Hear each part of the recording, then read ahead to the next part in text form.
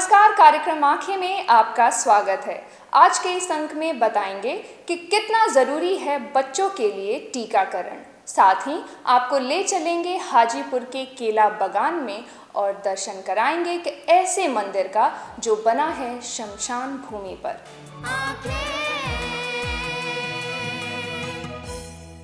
बच्चे किसी भी देश का भविष्य माने जाते हैं। बच्चों के अच्छे स्वास्थ्य के बिना उनके बेहतर भविष्य की कल्पना करना भी मुश्किल है। इनकी सुरक्षा करना हमारा और आपका दायित्व है, पर एक माँ होने के नाते आपकी यह जिम्मेदारी सबसे ज़्यादा बनती है कि आपका बच्चा सभी रोगों से मुक्त रहे। और रोगों से छुटकारा पाने के लिए टीकाकरण ही सबसे सुरक्षित उपाय है। यह आपके बच्चे के लिए सुरक्षा कवच का काम करता है।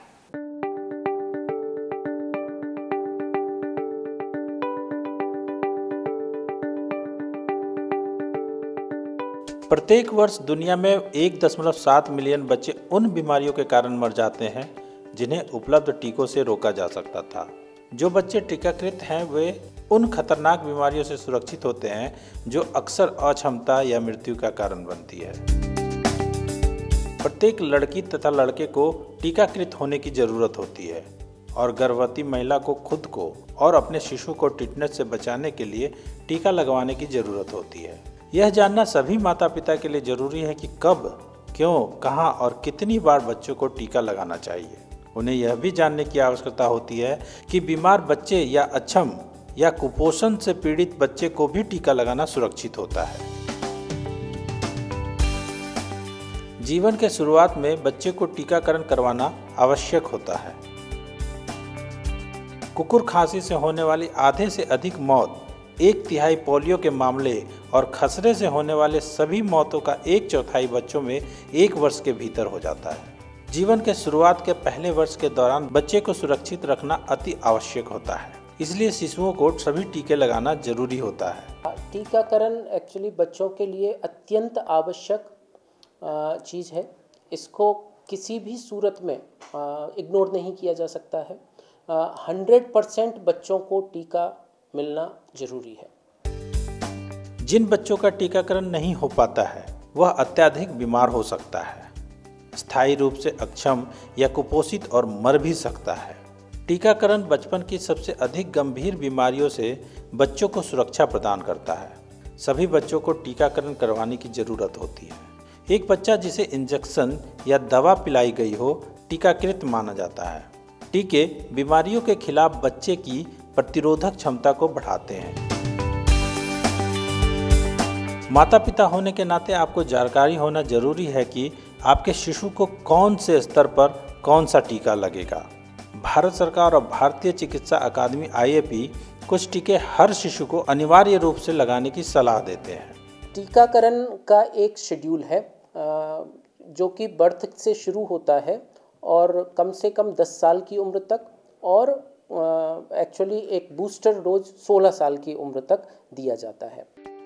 आमतौर पर टीकाकरण को लेकर लोगों में भ्रांति है कि सरकारी अस्पतालों की खुराक या इंजेक्शन में पोटेंसी की कमी होती है, लेकिन ऐसा नहीं है। चिकित्सकों का कहना है कि चाहे सरकारी अस्पताल हो या फिर गैर सरकारी अस्पताल, दवा की पोटेंसी समान होती है। सरकार का लक्ष्य है कि कोई भी बच्चा टीका के अभाव में मृत्यु को प्राप्त न करे। इसी कारण इंद्रधनुष योजना की शुरुआत की गई है, जिसका मुख्य उद्देश्य उन बच्चों को टीकाकरण करना है जो किसी कारणवश इससे छूट गए हैं। बिहार में भी इस योजना के बेहतर परिणाम मिल रहे हैं। बच्चे हमारे देश के भविष्य हैं। बच्चों के अच्छे स्वास्थ्य के बिना उनके बेहतर भविष्य की कल्पना भी नहीं की जा सकती है। अतः समय पर टीकाकरण करवाकर अपने बच्चों के भविष्य को सुरक्षित तथा खुशहाल बनाएं, तभी हमारा देश भी खुशहाल हो सकेगा। बच्चे हमारे देश के भविष्य हैं और बच्चों के स्वास्थ्य के बिना उनके बेहतर भविष्य की कल्पना करना भी बेमानी होगा। इसलिए बच्चों का टीकाकरण अवश्य कराएं। वक्त हो चला है एक छोटे से ब्रेक का। ब्रेक के बाद हम आपको ले चलेंगे उस शमशान भूमि में जहां मां श्यामा विराजती हैं।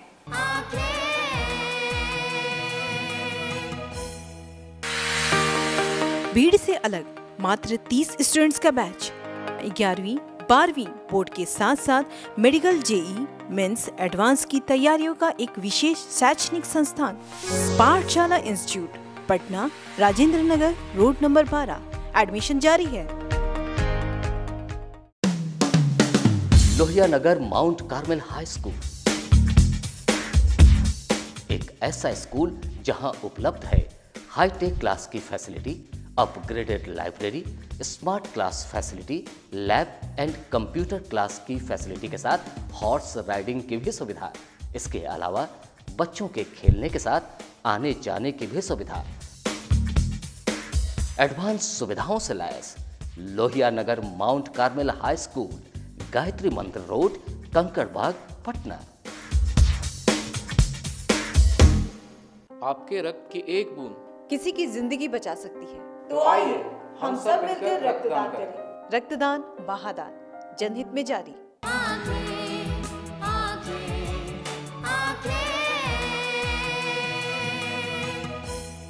ब्रेक के बाद एक बार फिर से आपका स्वागत है।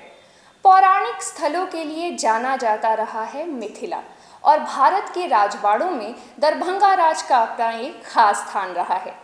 यहीं मां श्यामा बड़े ही भव्य रूप में भक्तों को दर्शन देती हैं। इस मंदिर की सबसे खास बात हम आपको बता दें कि यह मंदिर दरभंगा राज परिवार के महान साधक महाराज रामेश्वर सिंह की चिता पर बना है। इसके बावजूद यहाँ हर तरह के मांगलिक कार्य होते रहते हैं।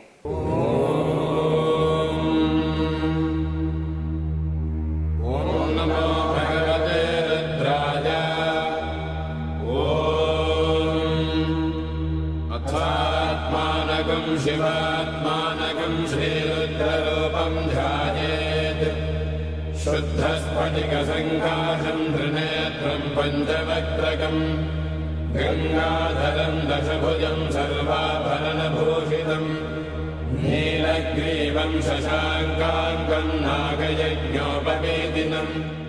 बिहार के दरभंगा जिले में मौजूद ये मंदिर बड़ा ही भव्य तथा अलौकिक है। ये मंदिर मां काली का है, जिसे भक्त श्यामा माई के नाम से पुकारते हैं। मां श्यामा के इस मंदिर के निर्माण की कहानी सबको हैरान कर देती है। मां काली का यह मंदिर दरभंगा राज परिवार के महान साधक महाराज रामेश्वर सिंह की चिता पर बना है।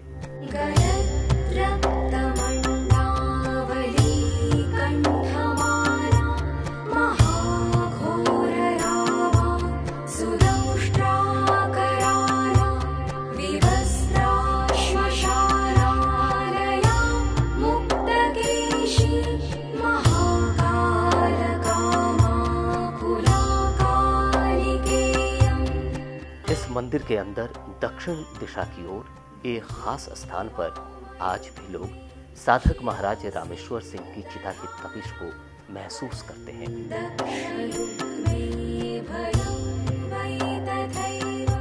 यहाँ के लोगों का मानना है कि पूरे भारत में मां काली की इतनी बड़ी मूर्ति कहीं नहीं है।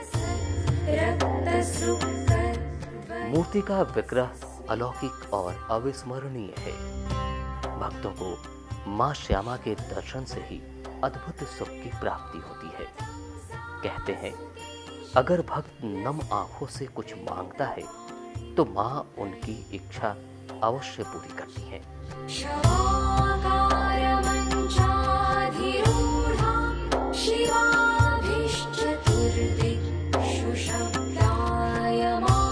कोई आते हैं तो यहाँ सुहाग के लिए, कोई धन के लिए, कोई पुत्र के लिए, कोई आयु के लिए, कोई शांति के लिए, जिनको जो मनोकामना होता है मैया के पास में आते हैं।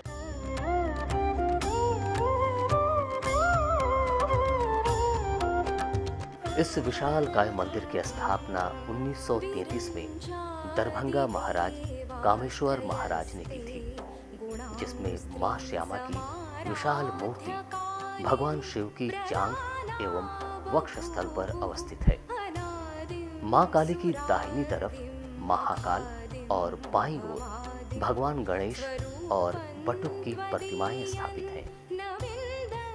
4 हाथों से सुशोभित मां की इस भव्य प्रतिमा में मां के बाईं ओर के एक हाथ पे खड़ग दूसरे में मुंड, तो वहीं दाहिनी ओर के दोनों हाथों से अपने पुत्रों को आशीर्वाद देने की मुद्रा में विराजमान है।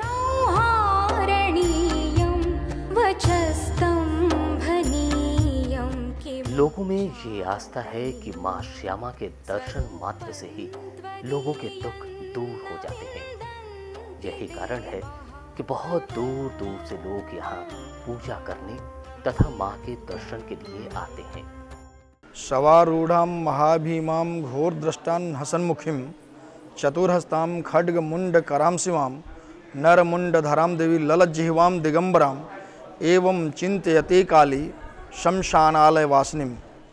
श्री रामेश्वरी श्यामा महाराज रामेश्वर सिंह के चिता पर अवस्थित उनके पुत्र श्री कामेश्वर सिंह महाराज के द्वारा निर्मित 1933 का मंदिर है।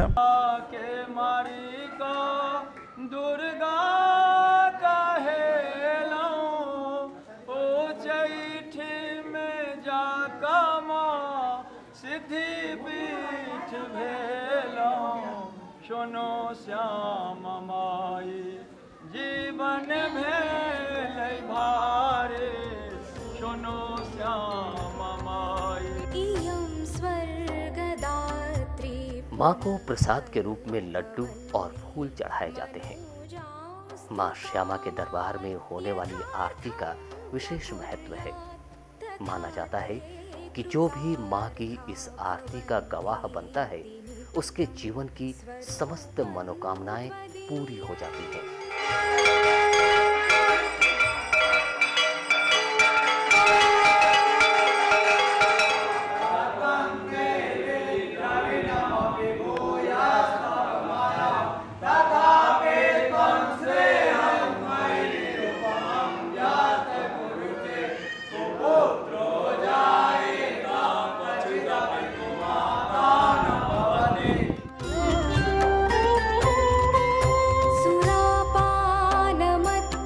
मंदिर के गर्भगृह में जहाँ एक तरफ काली के रूप में माँ श्यामा के भव्य दर्शन होते हैं, वहीं दूसरी ओर प्रार्थना स्थल के मंडप में सूर्य, चंद्रमा, ग्रह, नक्षत्रों सहित कई तांत्रिक यंत्र मंदिर की दीवारों पर देखने को मिलता है। इसकी सबसे बड़ी वजह यह है कि इस मंदिर में माँ श्यामा की पूजा तांत्रिक और वैदिक दोनों ही रूपों में की जाती है।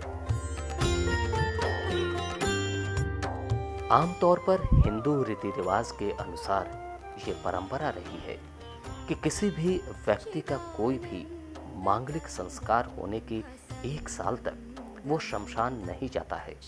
लेकिन माँ श्यामा के इस मंदिर में नए जोड़े माँ का आशीर्वाद लेने ही नहीं आते हैं, बल्कि इस शमशान भूमि में बने इस मंदिर में अनेकों शादियां भी होती हैं।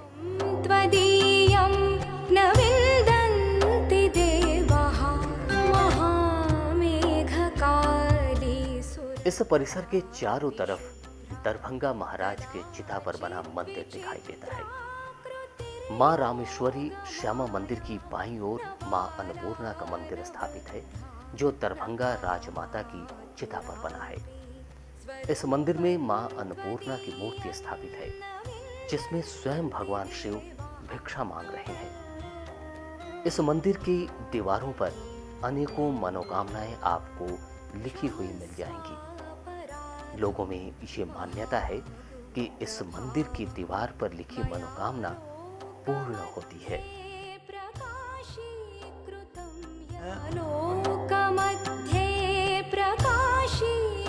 इस शमशान परिसर में एक मंदिर श्री लक्ष्मेश्वर तारा का भी है, जो दरभंगा महाराज के बड़े भाई के चिता पर बना है। इस मंदिर में मां तारा की मूर्ति स्थापित की गई है। इस शमशान परिसर में महाराज रुद्रेश्वर सिंह की चिता पर बना रुद्रेश्वरी काली मंदिर तथा दरभंगा महाराज कामेश्वर सिंह की चिता पर बना कामेश्वरी श्यामा मंदिर स्थित है।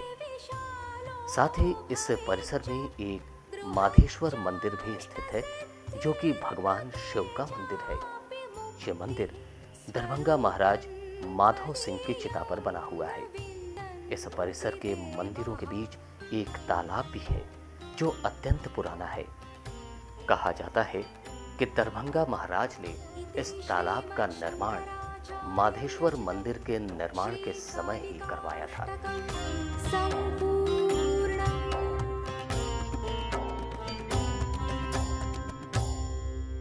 सचमुच कितना भव्य है ना यह मंदिर, और शमशान में होने के बावजूद यहाँ हर तरह के मांगलिक कार्य भी होते रहते हैं। वक्त हो चला है एक और छोटे से ब्रेक का। ब्रेक के बाद आपको सैर कराएंगे हाजीपुर के केला बागान की।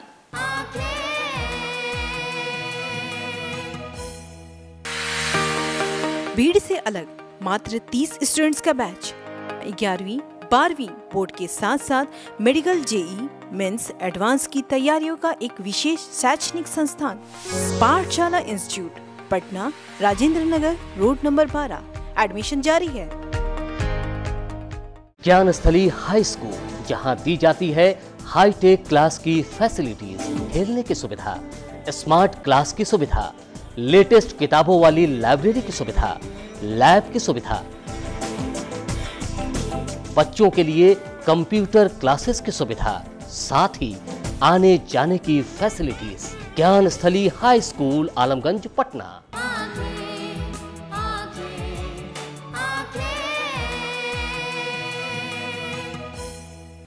ब्रेक के बाद एक बार फिर से आपका स्वागत है।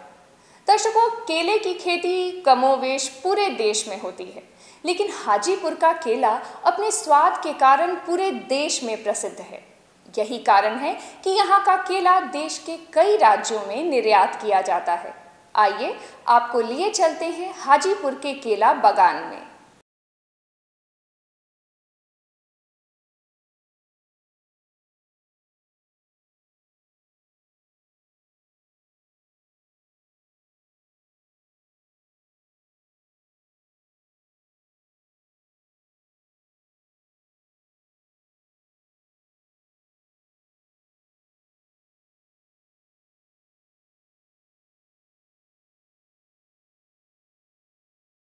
देता है, यानी हर आदमी के लिए केला का मतलब हाजीपुर का केला।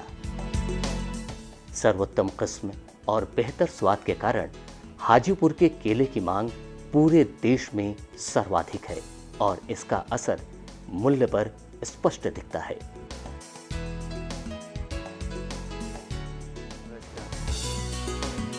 हाजीपुर का केला पूरे देश में प्रसिद्ध है और इसी कारण प्रत्येक दिन दर्जनों ट्रक केला यहां से दूसरे प्रदेशों में जाता है। देश के दूसरे हिस्सों में उपजने वाले केले की अन्य किस्मों में सबसे स्वादिष्ट होने के कारण इसकी मांग पूरे देश में सबसे ज्यादा है। वैशाली जिले के विदुपुर, हाजीपुर, राघोपुर, लालगंज प्रखंड क्षेत्र मुख्यतः केला उत्पादक क्षेत्र हैं। हाजीपुर अपने केला के लिए जाना जाता है। अगर ये देखना हो तो महात्मा गांधी सेतु के पाया नंबर 1 के निकट कुछ देर के लिए खड़े हो जाएं और आप पाएंगे कि यहाँ से गुजरने वाला हर आदमी कुछ केला अवश्य खरीदता है।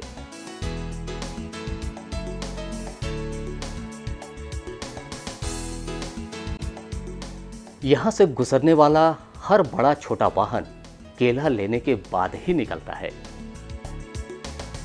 केले की सर्वोत्तम किस्मों में से एक मालभोग केला की खेती के मामले में हाजीपुर का एकाधिकार है। इस किस्म के केले का उत्पादन अन्यत्र कहीं नहीं होता है। यदि आप हाजीपुर से सड़क मार्ग से महुआ, मुजफ्फरपुर जा रहे हैं तो रामाशीष चौक से कुछ आगे बढ़ने पर दिग्घी रेलवे गुमटी पर जाते ही आपकी नज़र केले पर पड़ेगी। मालभोग केला देखने में अन्य केले से आकर्षक होता है, लेकिन दाम में अन्य केले से 8 से 10 गुना ज़्यादा और स्वाद में कई गुना अलग।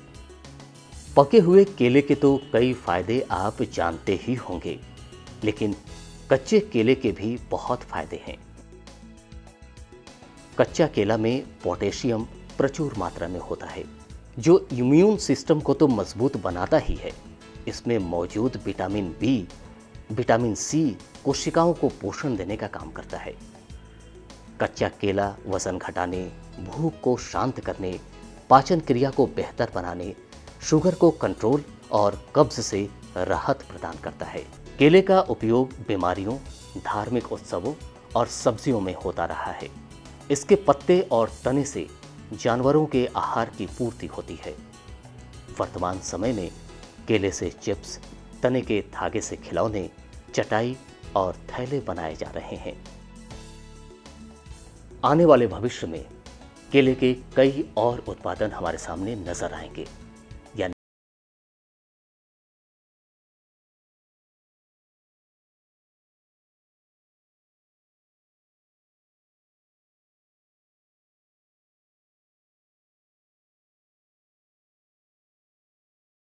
केले की इतनी किस्मों को देखकर भला किसका मन नहीं करेगा कि इन केलों के स्वाद को ज़रा चखा जाए। दर्शकों, आज का कार्यक्रम आपको कैसा लगा हमें ज़रूर बताएं। हमारा ईमेल एड्रेस है lmcanke2017@gmail.com। आज के लिए बस इतना ही। अगले अंक में फिर से मिलेंगे कुछ और नए मुद्दों के साथ। तब तक के लिए हमें दीजिए इजाज़त। नमस्कार।